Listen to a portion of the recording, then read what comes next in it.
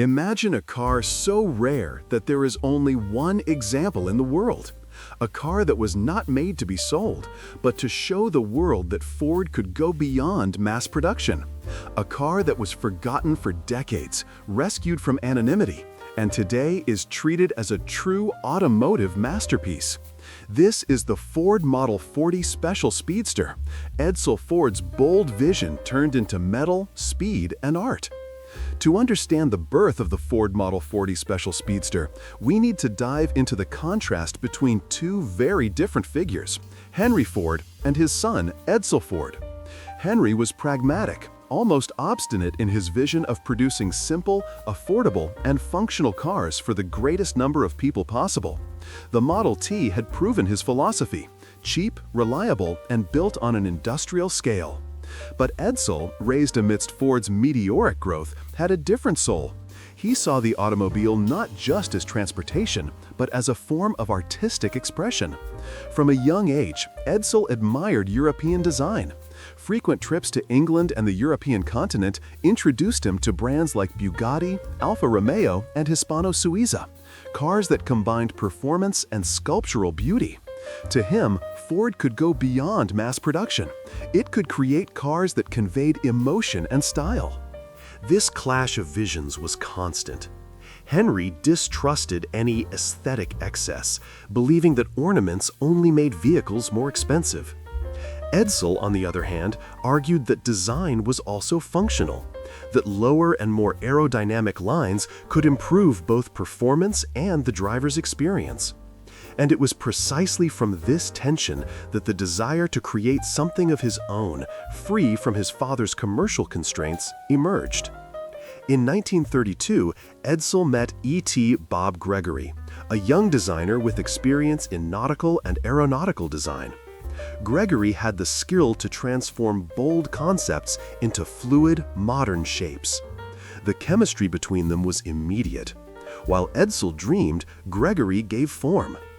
The project started in a nearly personal way. Edsel wanted a special car, a sleek and sporty speedster, to represent his vision for the future of Ford. The result was a kind of handcrafted concept car, something unprecedented for the time.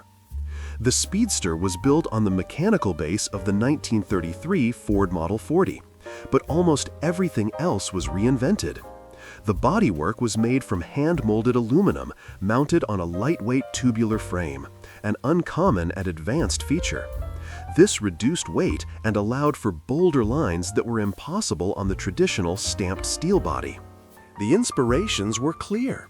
Luxury boats with their sharp tails and European race cars, low and aerodynamic.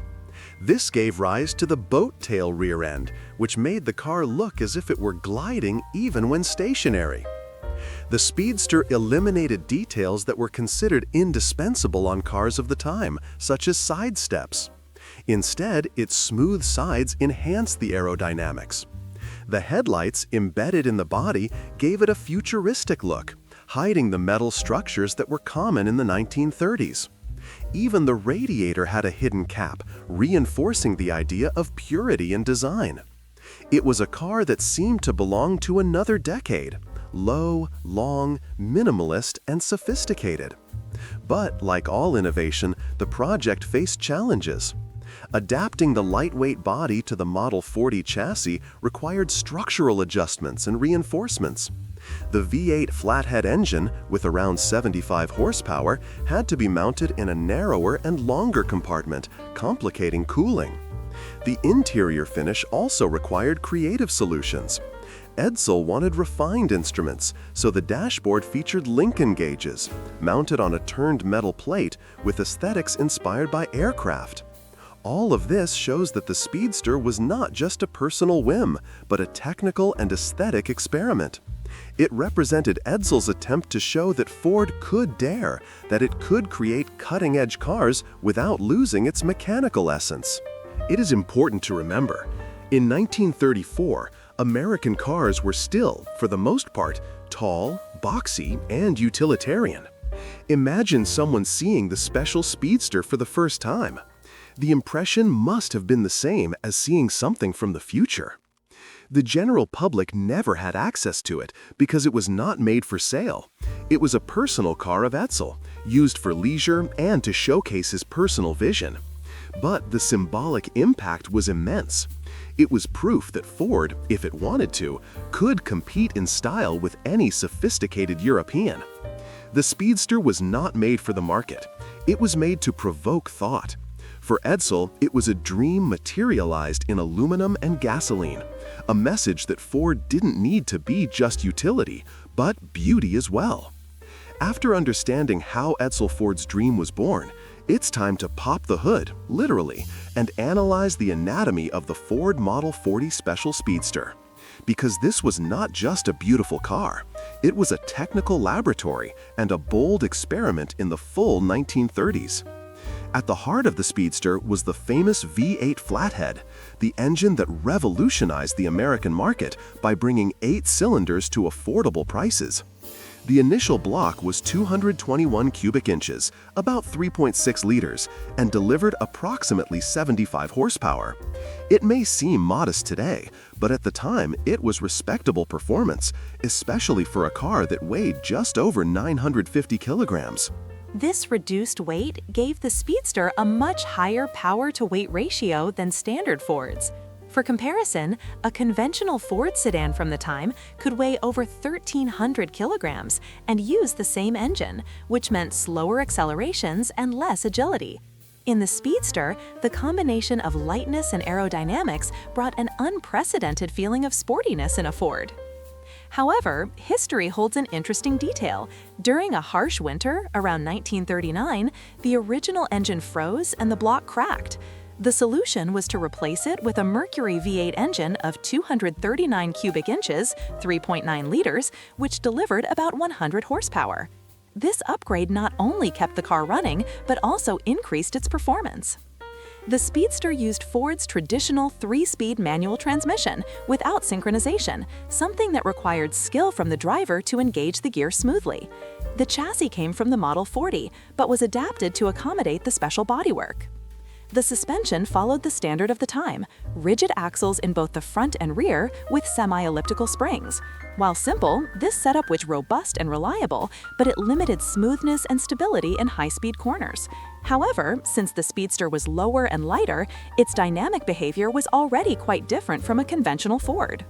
The big star was the body. Unlike mass-produced models with stamped steel, the Special Speedster had hand-molded aluminum panels supported by a lightweight tubular frame.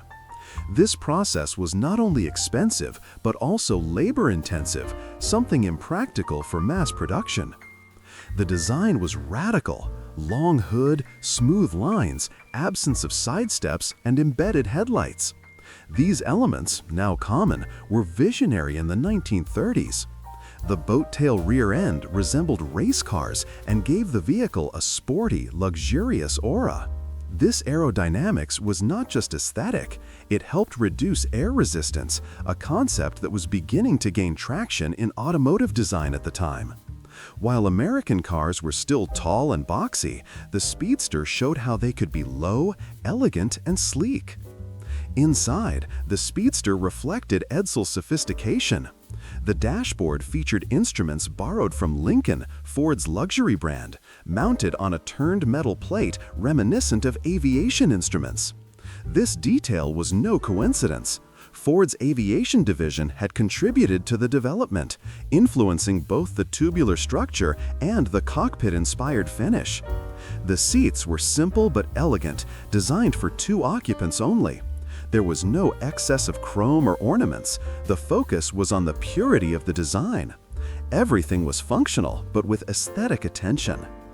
Compared to contemporary cars like the Chevrolet Master or the Chrysler Airflow, released shortly after, the Speedster seemed from another era. While competitors were betting on family sedans and only timidly experimenting with aerodynamic concepts, Edsel's Ford had already applied these principles to a 2-seat car with a sporty spirit. Technically, it was not a race car. Its rigid suspension and simple gearbox limited its track performance. But in terms of engineering and design vision, it was far ahead. That's why many consider it a precursor to concept cars, and even a distant relative of hot rods. After all, it was a light Ford stylized with a V8 engine. In summary, the Special Speedster was not just a design piece, but an experimental engineering exercise. It explored unusual materials, bold aerodynamic solutions, and technical combinations that were not seen in mainstream cars of the time. And it is precisely this combination of innovation with style that makes it a technical masterpiece.